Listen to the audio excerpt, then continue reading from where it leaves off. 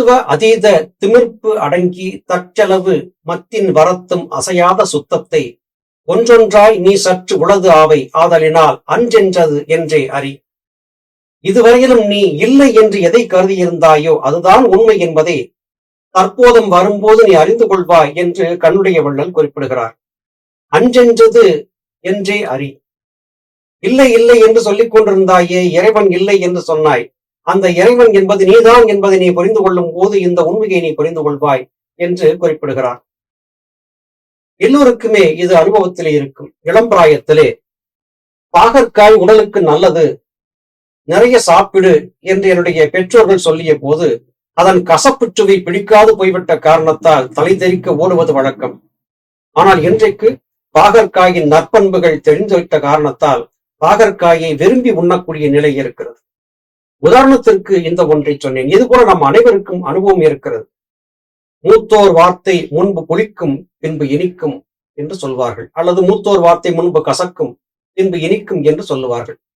ஆரம்பத்திலே நாம் எதையெல்லாம் தவறா என்று கருதி கொண்டிருந்தோமோ அவற்றையெல்லாம் எதிர்காலத்திலே உண்மை என்று நாம் ஒப்புக்கொண்டிருக்கிறோம். இதை நம்முடைய அனுபவம் நமக்கு சொல்லிக் கொடுக்கிறது.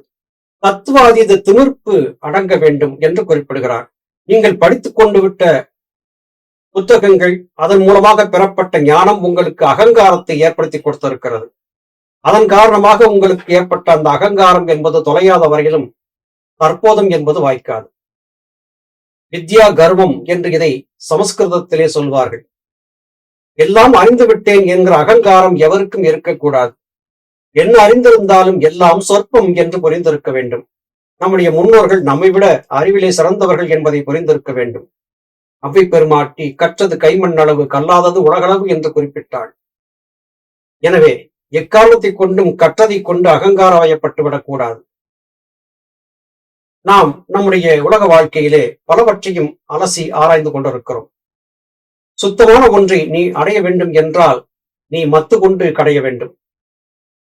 பாலிலே திரியிட்டு கொளுத்தினால் அது தீபத்திற்கு உதவாக இருக்காது. அதே பாலை புளிக்க வைத்து தயிராக்கி அதை கடைந்து வெண்ணெய் எடுத்து அதை உருக்கி நெய்யாக்கி அதிலே திரியிட்டு கொளுத்தும் போது நெருப்பு பற்றி கொள்கிறது, தீபம் எரிகிறது.